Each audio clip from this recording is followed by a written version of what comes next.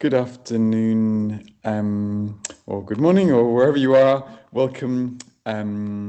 This is another Centre for Global Higher Education webinar. My name is David Mills, and I'm convening today a speaker who actually was my own doctoral student, and it's great, Akira, to welcome you.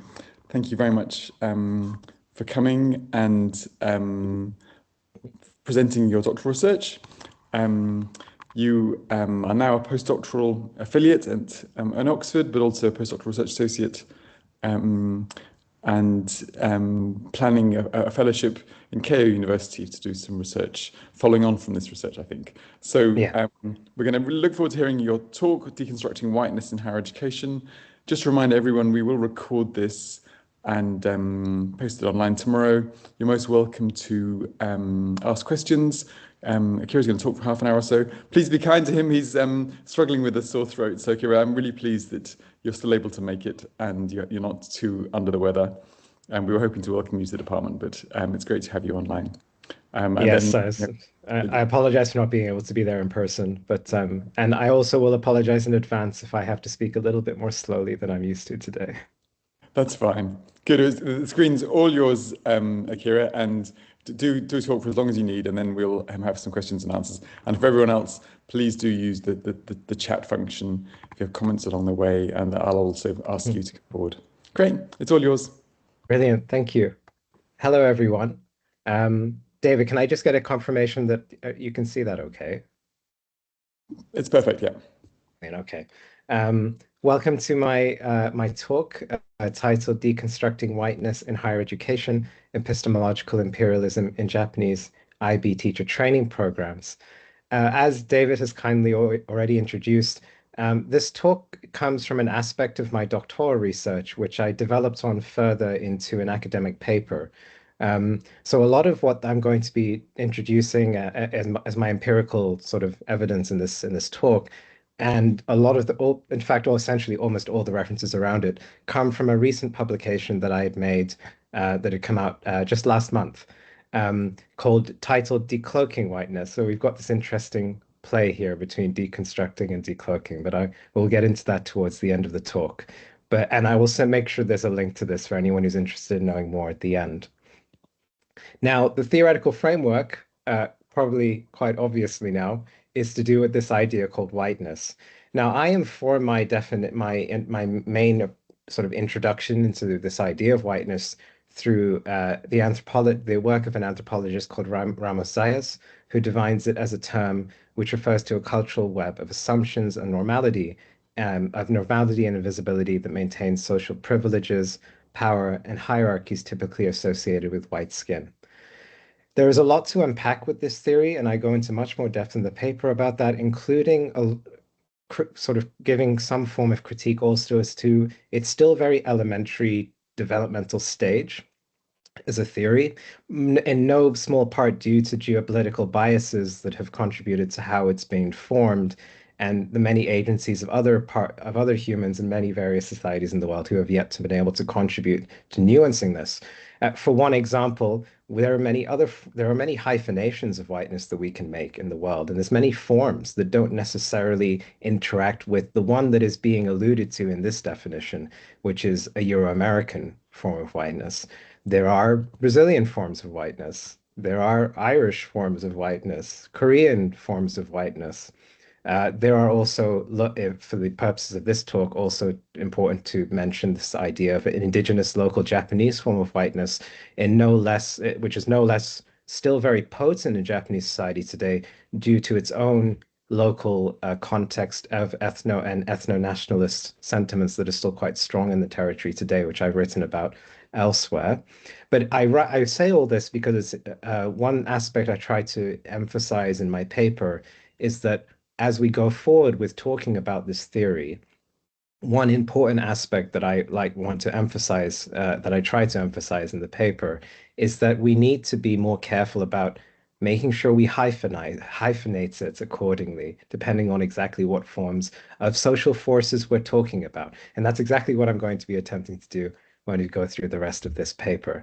Now, as for the context is IB. the International Baccalaureate. I imagine a lot of people here at the CGHE might be familiar with the IB. They are familiar with very famous for its continuum of educational programs, the DP, the MYP, the PYP, the lesser known CP, um, and probably most famous for first and foremost for the diploma program because of its popular knowledge within higher education, in particular for how it's used to as a popular way to get into entrance into a university, especially if you're from going to international markets from a local territory. Um, Now, I have a relationship to IB, and as someone who is particularly grounded in anthropology in my training, I always like to make sure I disclose some aspect of my positional relationship to me and my research. Um, Two main points to consider here is one, I experienced the entire IB as a child. I did the PYP, MYP, and DP. And then later, I worked as a teaching assistant and culture shock counselor in an IB school in the UK as well. But I never thought after that I'd head back to ever talk about IB again. But then here I am today. Um, so the IB, as a very broad glance, has got a lot of influence in the world when you look at its statistics from afar. It has a lot of breadth of influence, 160 territories, and for an educational NGO, the IB organization, as an NGO that is not directly influenced by any national government in the world for informing its curricula and frameworks, it stands as essentially unchallenged form of international education across various territories. The depth of influence, however, is a lot more nuanced. And for example, in this graph here, we have the Americas, which is North and South America and the Caribbean, I believe, as well, but is mostly dominated by North America, particularly the US in these statistics. The Africa, Europe, Middle East section has been growing, but almost predominantly due to growth in the Middle East of recent times. Africa, the African continent, has been struggling still, and Europe has not really been seeing major growth in comparison. Asia Pacific has also been an area of recently quite profound growth in various markets, particularly Japan being one of those major examples. Now, the method for this, for what I undertook in the doctorate, and so it extended to this paper, is ethnography. Now, ethnography can mean a lot of things. So to be a little bit more specific, it was a form of participant observation, a highly participatory form of participant observation, where I worked in the educational institutions of focus as an assistant, as a co-facilitator at times, as someone who helped represent the institution for various aspects at times. I conducted semi-structured interviews, and I also gave out a few structured surveys for various demographic-related data. The language of mediation was a mix of Japanese, Japanglish, and English, all depending on the context in question, which we will get to. And I undertook this study when I began it as a doctoral student. I had two big macro questions, which was why, after decades of indifference, since its official recognition in 1979, was the Japanese education now taking notable interest in IB, and how are Japanese schools currently negotiating with its existence in everyday life? Now, part of the reason I got interested into this was because I discovered that the Ministry of Education in Japan had created a promotional consortium with the IB, and the IB hasn't had lots of examples of direct collaboration with national governments until more recent times, and so it was quite a significant sort of development in Japan, that has sort of really had been quite indifferent to IB for a many decades. But beyond this, I didn't have any like direct research questions, hypotheses entering the field. I tried my best to stay faithful to a more grounded theory approach, which means the theory, like this one of whiteness that I introduce and I tie to my empirical findings as this talk goes on, is all joined by an approach to thematic interpretive analysis, which is something that came after I entered the field and I analyzed my data. So I did not go into the field with this sort of preconception that this would be something I would be talking about. Now, the context itself, you might notice that I was careful to steer clear of saying I worked in schools because that was the intention. In April 2020, I was going to do my field work, my participant observation in an IB school. It obviously made sense. But of course, I just said April 2020. And this wonderful virus ensured that that did not occur. And there is a whole tale as to how I got around this, which David will be very familiar with. Um, and it involved undertaking a nocturnal and digital ethnography in a dormitory in Oxford for the entirety of my research to get it done. So my everyday life looks something more like this in the field. And there's a whole story behind the method of this, which I will not go into detail into this talk, but if you want to read more about my reflections on that, there is a paper I wrote on that, which is linked there below. Um, but suffice to say, one thing you might see in this picture on the left is this is indeed a picture of a educational environment, but it is not a school. With everyone wearing masks here, maybe it's harder to tell, but this is a university classroom, hence why I'm now speaking at the CGHU. Because what I found out when I realized I couldn't no longer do research on IB in schools because of the blanket closure of schools in Japan at the time, I was desperate. So I found in that desperation this interesting initiative the IB also do, called the IB Educator Certificate, which runs at various universities across the world. The 2024 directory show these universities and these territories running the initiative at present. And you might notice here that barring the US, Japan has the most amount of universities undertaking this initiative. And I thought, maybe universities would stand a better chance than schools at being able to be a little bit more adaptive to COVID-19. And the gamble luckily paid off, but through an online format because the whole programs were all run online at the time, which was particularly unprecedented for the Japanese HE system at the time. So I found, but it gave me a fortune of being able to do a lot of comparative observation I wouldn't have been able to otherwise access because of geographical distance and so on. And so I ended up betting in at one particular university, and then I did comparative field work at a number of others, about five others, including through also talking to alumni at some other ones I couldn't quite get to as well, to get as holistic as possible a picture of what was going on and the nuances between these institutions. I also did work with the IBO, where I was able to observe how they recognize universities to run this initiative, which I was also able to use to help inform the knowledge that I developed in the thesis and going forward at other different territories, in particular across the East Asia, the Asia Pacific region.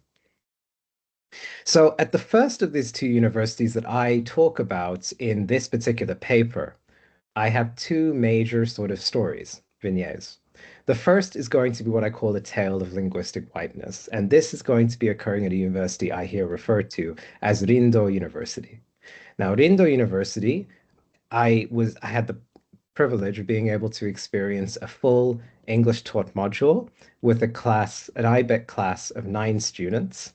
It was an intensive module done in around 2 to 3 month window period.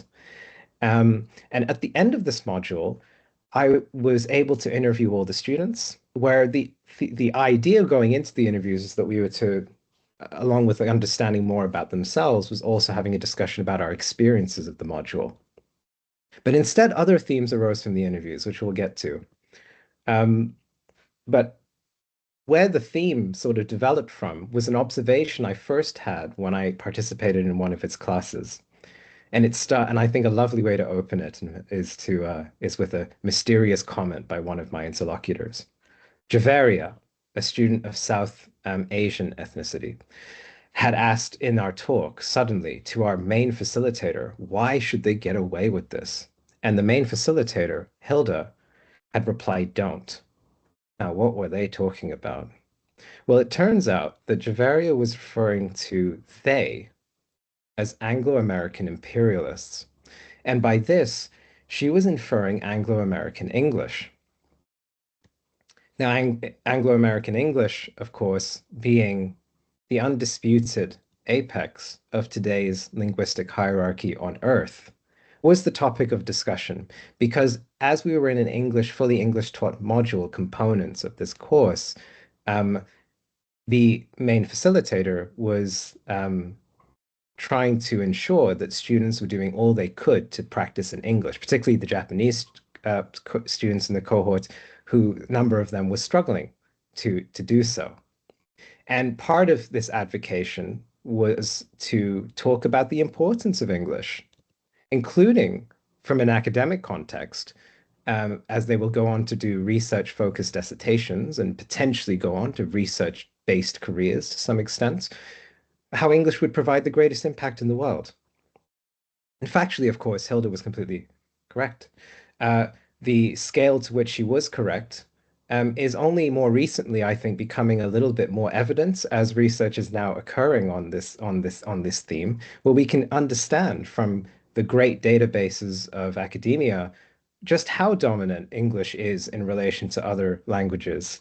Um, but of course, probably the most scariest aspect, though, is yet how much we don't know because of the very same inequities that mean that we have a lot of other um, research in journal articles in the global landscape that we cannot account for yet, and therefore provide probably an even more damning picture of the dominance of English over all other languages that dictate um, how we uh, how we consume and interact with academic knowledge.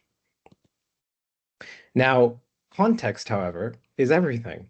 And the situation in Japan is no different here in being very mindful of the context and difference. To give you a clear example in this local example of the IBEC program, within the directory, universities show the languages that they mediate their course in, officially at least. And I took all the ones that were outside the Anglospheric world, so nothing from the UK, Australia, US, etc., and tried to show a visualization of all the remaining territories as to what languages they mediate in. And Japan is a clear outlier here, along with Korea, that show that they mediate, in Japan's case, half of their courses exclusively in the local language of the territory. And those in orange are all forms of bilingual English and local language. But I can at least say from a Japanese perspective, having been to a number of these institutions, a lot of the time, even the bilingual ones are perhaps more slanted towards Japanese in many cases. Um, and I've heard similar stories from interlocutors in Korea, though I'm no expert on that region at the moment. The other interesting factor here is where Spain is, where the one Spanish mediated university is. This is very interesting because the IBO has three official languages, English, French, and Spanish. And so to see that even of the official languages, there is only one that mediates in Spanish after English. Yet there is more in Japanese and Korean really speaks to this disparity in recognition of which languages are being used more to communicate IB knowledge and IB, production of IB related education. Um, so this is a form of Anglo-American imperialism at play here. As defined by other social linguists, that which covers military and political control by a dominant power over subordinated peoples and territories. But it is not simply a case of Anglo-American imperialism, it is also a case of Anglo-American whiteness. And I will go into, in my specific context, as to how this can also be demonstrated. In this case, it all began with this interesting tale that came from my interviews, where my very first interview revealed this strange phenomenon called the joint seminar. It all started with this interview with someone I call Ishida here. So Ishida had mentioned in our interview that they had discussed about language policy and that they were interested to ask me about this thing called the joint seminar, about what happened. And apparently this student called Bridget, who was also part of Ishida's cohorts, another white Anglo-American alongside Hilda, of Anglo-American ethnic background and origin, had apparently said that it was important and strongly recommended that they should be conducting the joint seminar in English, despite the fact that in reality, the joint seminar was announced to be one that could be conducted in either Japanese or English, depending on your preference. Ishida was very upset by this, also because that, like her, like most of the Japanese students in her cohort, were to write their research dissertations in Japanese. So they felt it important to present that research in Japanese so that they can get advice in their languages back so that they could create a more robust piece of work rather than getting what she would feel would be shallow, not shallow advice back if it was done in English. And those who perhaps didn't understand the talk as much if it was conducted in Japanese. On the other hand, this Bridget perspective really gives a good highlight as to the tensions that was occurring in the field here. There was, as she had said in my interview, there are several of us that cannot speak Japanese, and it's a waste of our hour to read your handout, your English written handout, and then sit through your Japanese presentation, understand maybe 10%, whereas if you did it in English, we would understand at least 50%. Keep in mind this English written handout. We'll get back to that in a second. Of course, that's your right to present in Japanese. We're a multilingual community. I understand that. I appreciate you create English translation for your slides. But when you're purposely deciding not to speak English, you're saying to Hilda and to other people who don't speak Japanese, I don't care about your opinion. And that's really cutting yourself off in terms of the international English community, cutting yourself off from having that global conversation.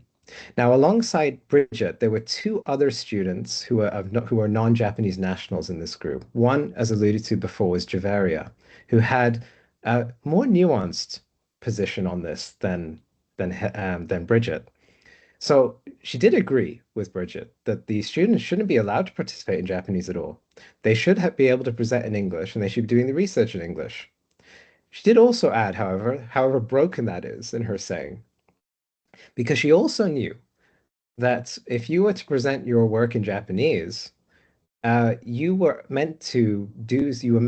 obligated to provide English translated slides, but that was not reciprocated vice versa. So if you're presenting in English, you do not need to provide any form of Japanese translation for your slides. And so she also added or went on to say that I feel bad for the Japanese people. They don't know English that well. It's not their fault. They have to do everything twice. Javaria felt somewhat a little bit nuanced about the situation, a bit conflicted because she had been told when she was entering the program, that it was to be English taught, but then realized that in reality, actually, there was a lot of Japanese or optional Japanese components inside that would mean that she wasn't accessing the full extent of her course, of course, which she, in her case, had sacrificed a lot of tuition fee in order to go and undertake. So, but she was also recognized the tension that was occurring to the Japanese students. The final one of these three was one I call Lola, an American national of Latino origin, who said in our interview that she had signed up for a Japanese education by enrolling in a Japanese university program with a lot of Japanese cohort members that do speak Japanese. Lola had given many accounts of linguistic discrimination she had experienced in the US as a multilingual Spanish and English speaker, and how she it that those experiences created a lot of empathy in which she felt for people who struggle with English and giving her some form of knowledge as to what she called, the privilege of the English language and how it can work to devalue the worth of others. And she was very conscious of these forces at play. So she was quite keen to try and accommodate and tolerate. And if anything, for her to have to be more accommodating to the situation at the university in Japan than the other way around. So even between the three non-Japanese nationals, we had quite a spectrum of opinions there and positional perspectives. But what about the Japanese students themselves? You could break them down to about two main schools of thought. I mean, Ishida alluded that this is a graduate school, not an English language school. This is a very favorite and one of my favorite quotes. She said this with such anger in our interview. Um, but we had two others who I think do a good job of encapsulating the rest of the sentiments as to why they felt overall Japanese mediation needed to be tolerated. Iwasaki believed that while it's true, but because our true intentions don't get across in English, we would rather convey what we want to in Japanese and receive responses from those who understand that. The other school of thought was linguistic identity. Yanihara said that, of course, I think there is some truth to the idea that English-mediated academia is going to be the most impactful, as Hilda had talked about. However, can you not also say that there is tremendous meaning to doing the research in your own mother tongue? So, as I interpreted it, in this example, we had the unwitting edification of linguistic whiteness, in this case advanced by a facilitator and student of white Anglo-American ethnicities through this vehicle of global English, which is an Anglo-American English as opposed to many other types of English that exist in the world. We have other authors like Kubota here, who has also talked about this growing trend of what sort of white Anglo-American involvement and within not just the Japanese space, but within a broader East Asian context. Um, and then we also found here that explicit attempts at deconstructing this Anglicization via sentiments of linguistic egalitarianism was being made by those of non-white ethnicities in this example. Um, and more broadly, it spoke to this idea that the pressures of Anglicization is something the Japanese higher education, like many other higher education spaces within the Asia Pacific and well beyond, still experience. But it also shows in this case that Japan's relative, still robust autonomy with its language, in comparison to numerous other societies where refusing to engage with English is not often a realistic option.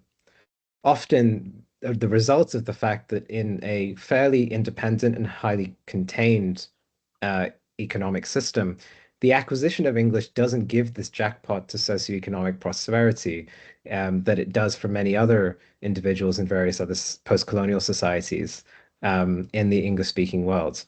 Um, and so, but this nuance was perhaps lost, right, in this space where the idea was that English was just as important as it should be absolutely everywhere else. So let's move on from Rindo to another university. I call this one Asagi University, and it's a tale of pedagogical whiteness. Now, unlike English, this next example, this artifact of whiteness, is something that I think is a lot more invisible and a lot more difficult to decipher. Um, and so I'm going to walk through a little bit more of a nuanced description as to what happened so we get to it. So here I participated and co-facilitated parts of the full academic year of the IBEC program here. And I interviewed all 34 students who took the full program after the year ended. This was the main university I did my doctoral fieldwork in. And this particular tale starts with the ping of a Line notification. Line is Japan's WhatsApp, if you will. It is the most popular chat app in the country. And we had students organized chat groups made for this IBEC program, of which I was included in. And they got this ping by someone called, who I call Sato, um, um, Mr. Sato, Sato Sensei, Teacher Sato. Um, and the scenario looked like this. This is not the scenario, but it looked a bit like this. We were on a Teams meeting, and we were there making notes in the middle. But it was all self-organized because Sato had decided that he wanted to get us together, whoever was available on short notice, to talk about an aspect of a lesson which was proving really challenging. And it all related to two particular pedagogical ideas that were being taught within the teacher training space. One is this idea of backwards design. This is the Japanese translation for it, which we were using, which comes from this original book, Understanding by Design. In this particular context, learning how when we create unit planners as teachers, learning how we, instead of the traditional approach of trying to make content the ultimate learning outcome, to make skill-based um, acquisition the ultimate learning outcome and having content facilitate the work of building those skills. We combine that idea with another complicated idea that the IB has now championed for many years that revolves around metacognitive development, which is what the IB call concept-based curriculum and instruction, which has also received a direct Japanese translation. The idea here is when you're creating collaborative unit planners, they were trying to agree upon a collectively agreed upon concept across different disciplines. So it could be maths, English, chemistry, history, in which to explore this and to help collectively grow and develop metacognitive thinking in these children. And it is a really difficult approach to master. It takes a lot of time, and I haven't got the space here to go into detail as to those challenges. But needless to say, one of the biggest challenges is learning it across different disciplines. And how do you connect maths and English together, for example? So this was Sato's stress. So another person in this group called I call Ishibashi, he basically thought, who was a very experienced educator like Sato, said, this is really interesting. Like, I think we need to delve into this because I don't quite get it either. And there was this lively discussion that happened, but specifically, it happened with Sato, Ishibashi, and because I couldn't take the silence of the others not speaking, me occasionally, um, but there were two others in that room who I call Yamakawa and Miyazaki, who didn't speak at all as well. One of them spoke none, one of them spoke once in a session that was over 40 minutes. They just seemingly sat there, mute, completely silent. And this theme of silence occurred in a lot of my program at Asagi. This is, of course, was a student organized chat that we had, but within the mainstream classes and lessons we had, mostly conducted on Zoom, or all conducted on Zoom, of course, at the time, um, we would have these various breakout sessions for various activities, and we would have a pattern that was really building on with just complete non-engagement occurring. So we get set an activity, we have to go off and discuss that activity. When we get to the breakout room, no one's really talking. And it was bizarre. I was like, why is this going on? This is a very well regarded institution. It's a place where teacher education is particularly considered very prestigious. These people, a number of them are very decorated teachers. Others have shown very robust, good grades, have fought very hard to get here. Something is up, and it doesn't quite seem that it's just they're not thinking or they're not participating. Something else was going on in this postgraduate learning space. And later through interviews, I was able to finally put two together. I had my suspicions, but they could be no more than that until we had direct conversations. And it all revolved around the demographics of the group. This group in particular had a very wide age bracket. We had students from the 20 to 25 bracket to those as old as the 51 to 55 bracket, an extremely unusual scenario in Japanese educational spaces where education has more so than in Euro-American contexts, has been more strictly considered to be undertaken with people of your age.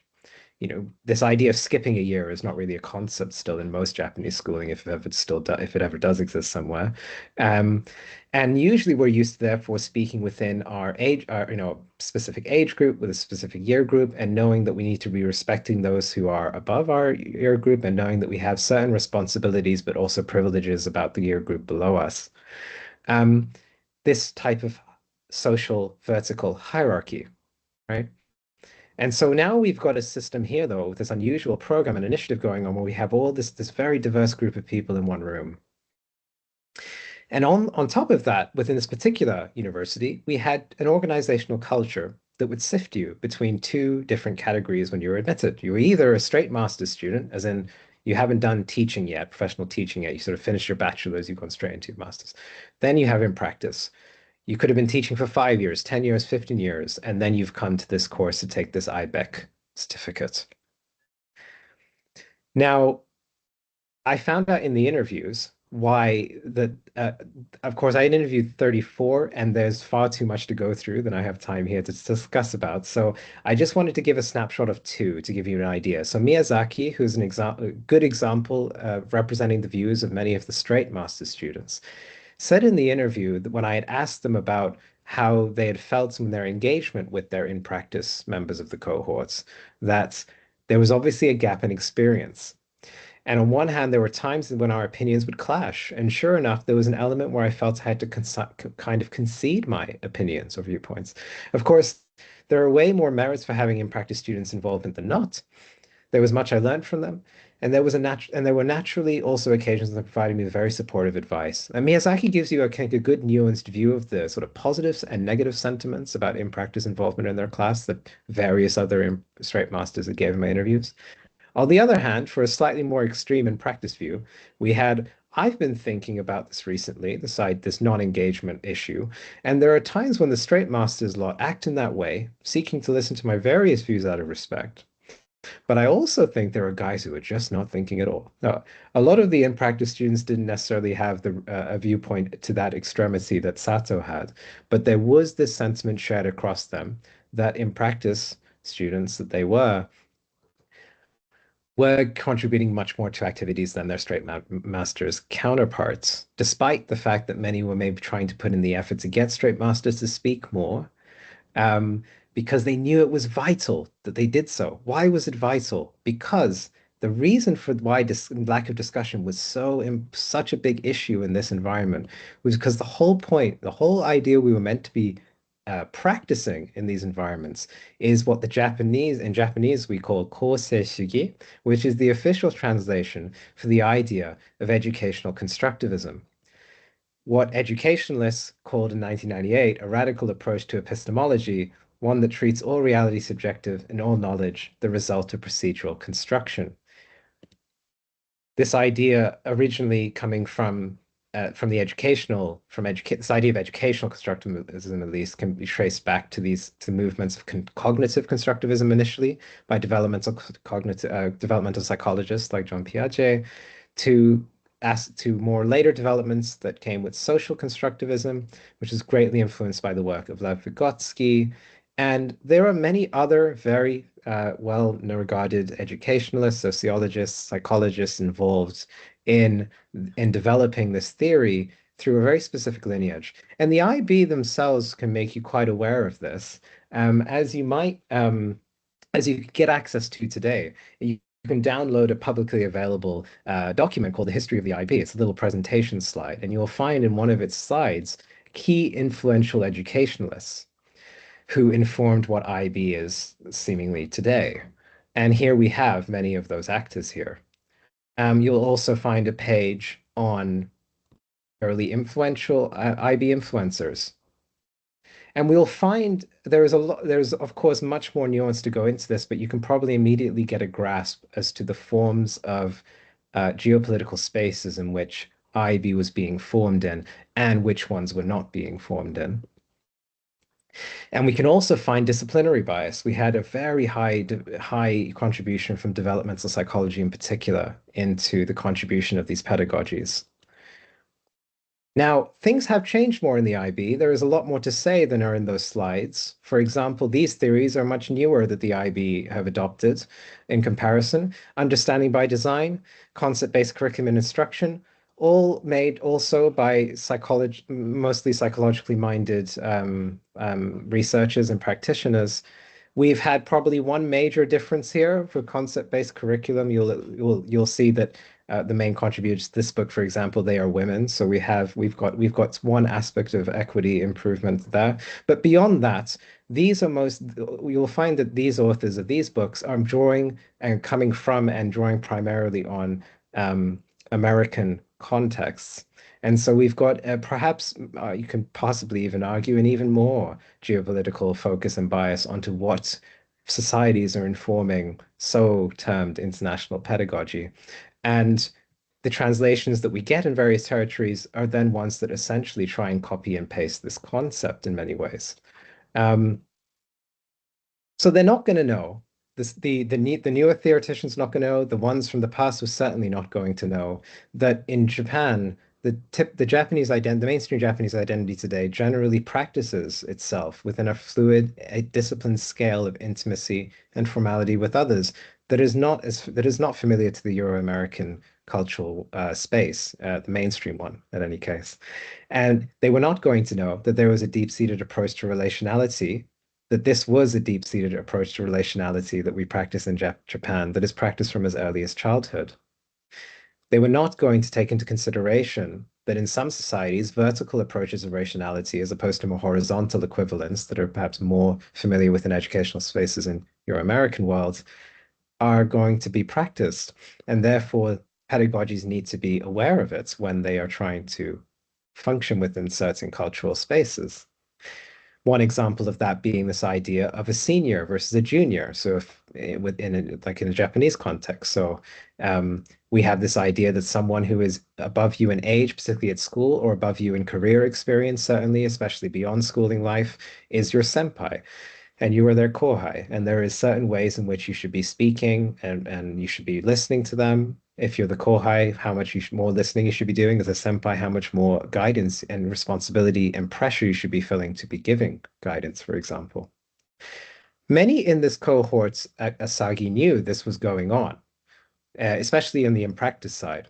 In practice student side. So many were trying to protect this practice and trying to make constructivism work within this way in which they're trying to respect this approach to vertical relationality they're all familiar with, which I should mention. I should have mentioned earlier that at Asagi University, unlike Rindo, all 34 students are Japanese nationals, all socialized in Japan. And unlike Rindo, the predominant language of instruction in this course is all Japanese, right? So this is a fully Japanese cohort. And so they wanted to protect this practice they were all familiar with. But others knew it needed to go because if they would practice constructivism as it was being taught in our Japanese translated IB literature that we were looking at. And even for all the efforts, these frequent moments of silence could not be solved, despite the best efforts of in-practice students and certain straight master students who tried and tried again, realizing how important it was. They couldn't diffuse the problem. So this form of pedagogy is a form of Euro-American imperialism, as I argue. It's also a form of Euro-American whiteness when we consider the theoretical roots. That it is a white Euro-American form of constructivism, not just any, conceptualized by Euro-American theoreticians and informed chiefly by white Euro-American spaces. A pedagogy then unwittingly rendered humanly universal by transnationally impressionable bodies before being held across numerous other contexts in the world, like Japan, that may not encourage the same approaches to interpersonal relationships that it promotes. Indigenous pathways to knowledge production that have been construed as backward-looking versus a more modern, and as I argue, a naively white Euro-American education. Now, all of this is to say, when I build up to this idea of decloaking whiteness in my paper, whiteness theory remains itself woefully underdeveloped. Existing literature is geopolitically and positionally quite biased. Across East Asian contexts in particular, as I've been looking at, literature on the phenomenon is very scarce. It is a testament to its powerful invisibility across this region and many more. And that some of the literature that does exist that questions its potency within an East Asian pan-Asian context has chiefly been made by those who are coming from Euro-American positionalities themselves. And they are usually the evidence for producing these doubts are usually realized by those who the interlocutors are themselves from these positionalities in these contexts.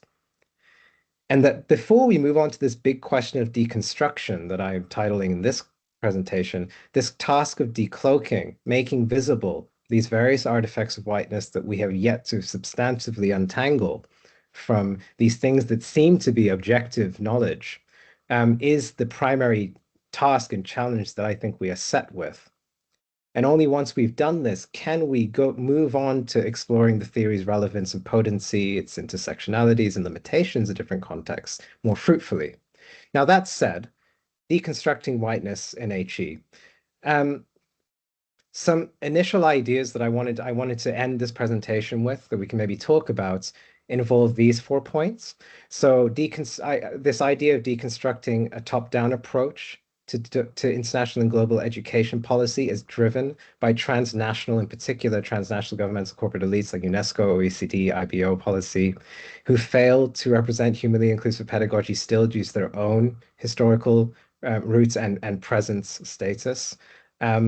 Finding ways to finding and consolidating pathways for local organizations like universities in post-colonial territories, for example, to help reshape what that means to these entities. In the context of IB and the IBEC, can we get the IB to listen to how these universities that practice IBEC can perhaps give feedback to inform how we can grow a more inclusive form of IB pedagogy moving forward? Can we create spaces in HE to encourage such research and discussion for what this type of pedagogy should mean for their own spaces and how we practice it? And where should our local languages sit within that practice? but above all, to perhaps warn against swallowing what has been prescribed from the top, to make sure that they know that there are spaces in which they can contribute, so that we can form an approach to deconstructing these two artifacts of whiteness that I've talked about today, for example. So with that, I'll end and we move to the Q&A discussion. This is the link to the article, the journal article, the full journal article for anyone interested. But I'll close the slide here, David. And thank you very much for listening. And so sorry for how long it's taken. It's fine. No, you've done a great job, Bakira. And if you just close those slides down, then I can spotlight you as well. Shall I just unshare? That's perfect. Yes. Yeah. Brilliant. Good. Okay. So I think you've done a great job of summarizing that paper and sort of opening up some difficult questions for us. Whilst I'm waiting for others to comment, please do join in the chat, and I can unmute you if you want to ask a question. But let me start by asking you a bit about the whiteness issue. I think you're absolutely right that whiteness is not theorized enough. We need to spend a lot more time thinking about it. It's a very slippery concept. Of course, there's lots of assumptions about its invisibility that somehow reinforces its power. There has been some work in higher education studies to think about global whiteness, which so I'm thinking of Rihad Shahjahan's work. It tends to sort of assume a global hierarchy of whiteness, and you're very careful not to do that. You're very careful to say, actually, what are the very local connotations of whiteness, and how does that play out in a particular discursive space or national community? But what I guess my question is, at what points does invoking whiteness help you reinforce the case when some of it is about imperialism, some of it's about sort of the pedagogic colonialism?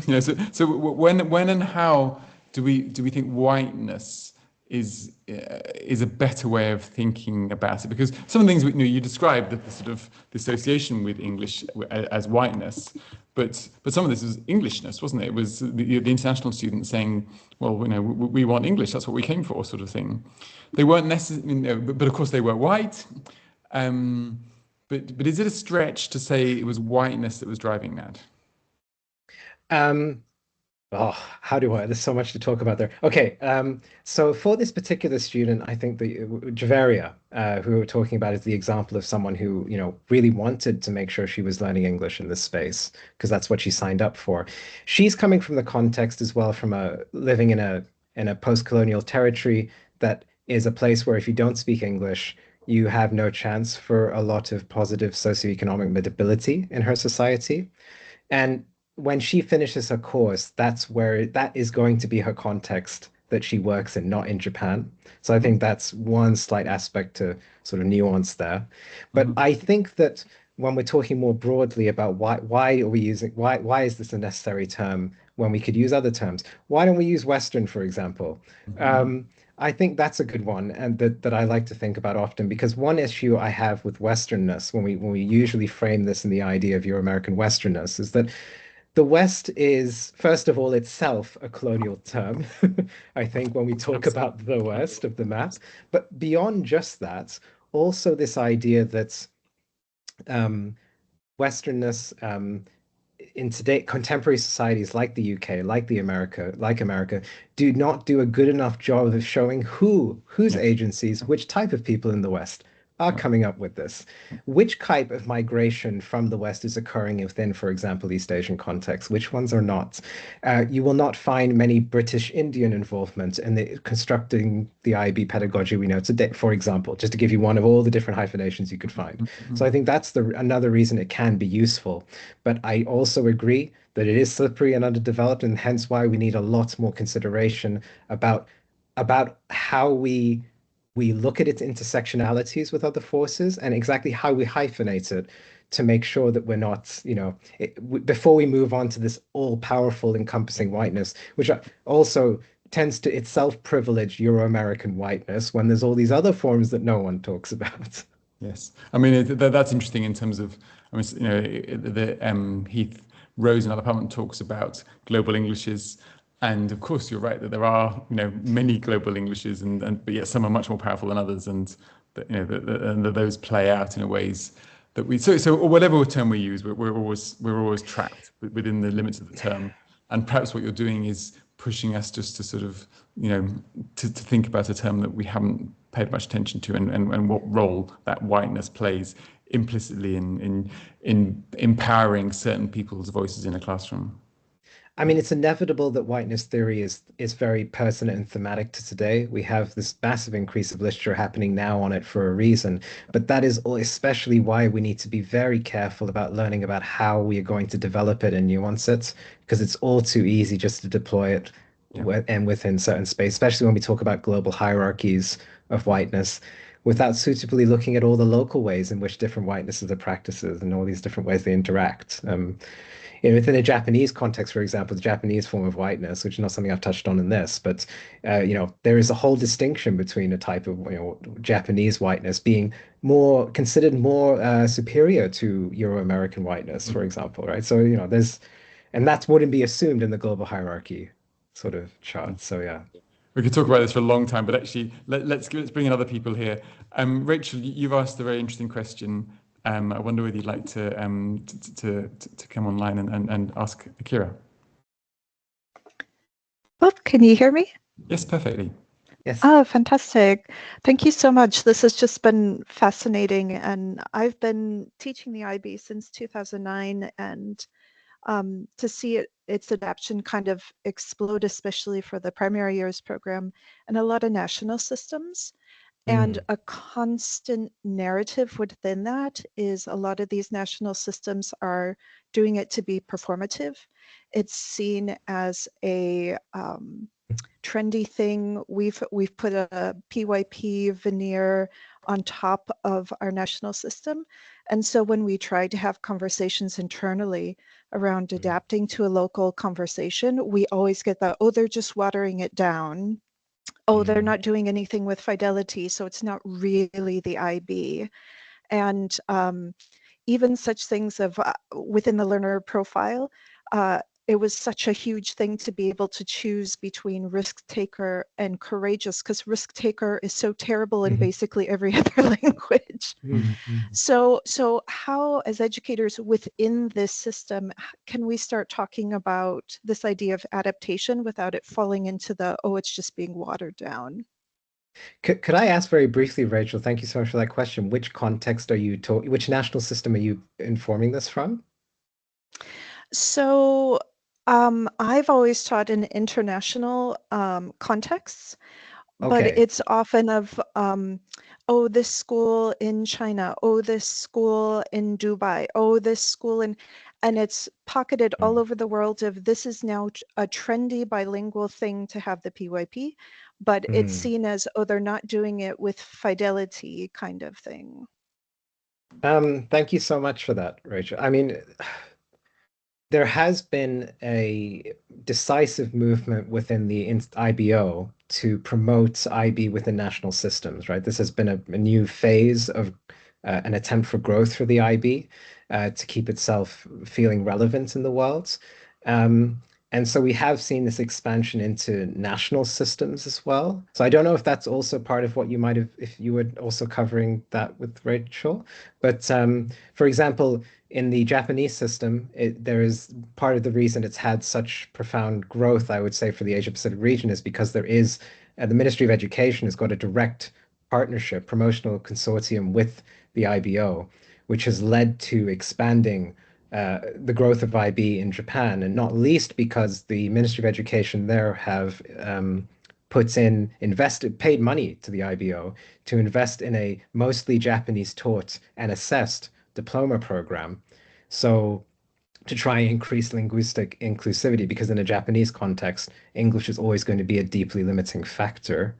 But in terms of this idea of maybe they're taking the program half-heartedly or not as seriously or on the surface, there is a lot of critique going on within, for example, Japan, where a lot of the internationalist or globalist education policies that the ministry have and the governmental level in Japan are sort of using IB as a vehicle in order to challenge some of those of some of their own sort of ideas and how they want their pedagogy to be, or what kind of Japanese person they want to make, and sort of using IB as a vehicle just to use the word global and international, perhaps in some ways, from the ideological perspectives as well. For example, they are really still trying to develop the sort of Japanese citizen they'd always sought to. So there are certainly various ways. There's so many more territories I can go into, as you've mentioned as well. Dubai has been a big player in recent years for the IB, as to how governments are being involved with using IB to various ends, and to what extent they want to be faithful to the way the IB writes it. To what extent do they feel that it needs to drive certain political agenda? To what extent do they feel they need to, especially on the ground for local educators, to what extent do they feel they can or cannot contribute their own local knowledge from their own systems to informing what is going on with IB education on the ground? I don't know if that covers your whole question, Rachel, but thank you for it. I was just wondering, do you have recommendations of how teachers who are on the ground can create space for local teachers to incorporate their, kind of be a buffer for people who will say that's just watered down? I think that one way in which we can create these spaces is trying to get the essential transnational body, like the IBO, for example, to allow encouragement for these spaces to be made, and to make sure that we have these forums that will, getting IB teachers on the ground, giving them the space, whether it's to creating workshops or events and such that, that are paid for and so on, so they can give knowledge back to them, and that they can help inform this policy that is more faithfully given by local educators on the ground. Um, in August, I'm hoping to be, for example, at one such IB conference where I'm going to be disseminating this very research.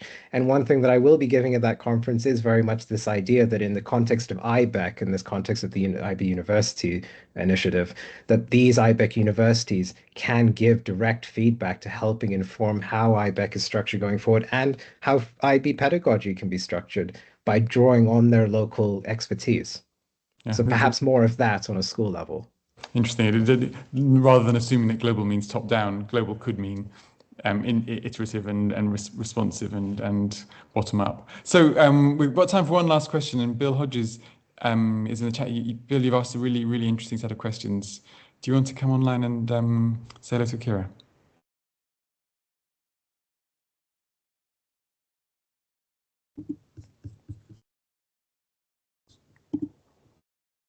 Are you able to unmute yourself, Bill?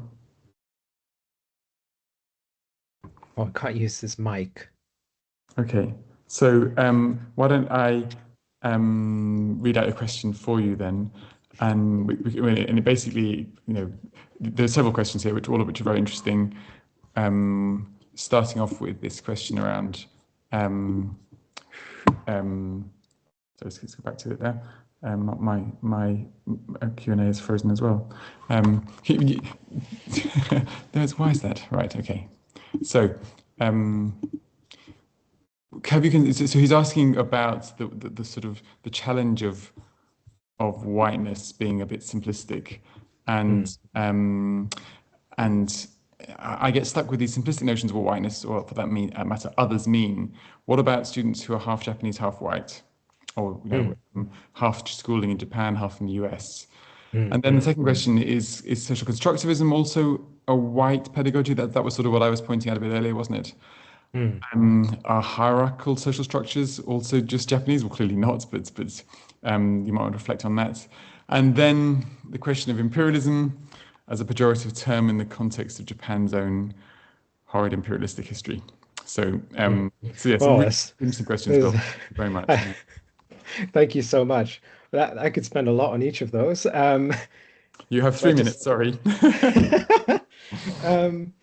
Right.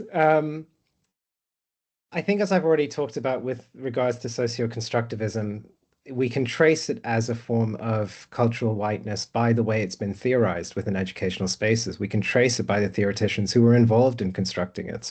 So I think that's one way in which you can look at that lineage. Of course, it's been practiced differently since, but regardless, it hasn't been really developed on since. It's been practiced from a certain moment, and that's one of the issues that we're facing there. Imperialism and whiteness in regards to hybridities in Japan.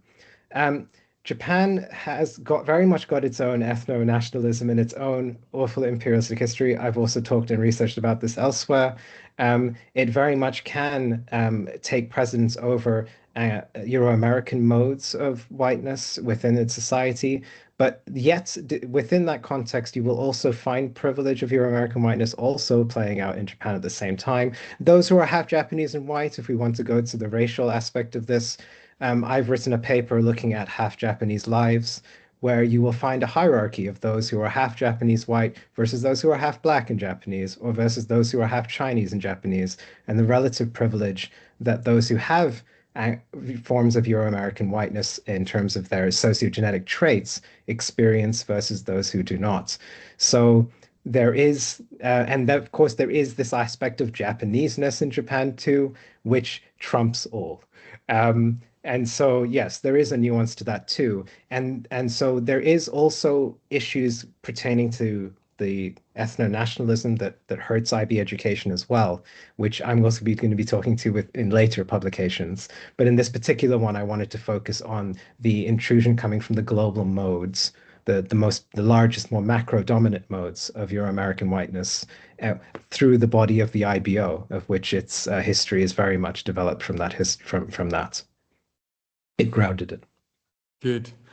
Okay, Akira, it's just gone 3 p.m. in the UK. You've done a really good job of tackling those difficult questions, important questions. Thank you, Bill, for those. Really. Thank you, Bill. Really appreciate them. We don't talk enough about these concepts, and we need to find language in which to do so in a way that is nuanced. And you know, I think you've also shown your ethnography got into the nuance and the detail and the complexities.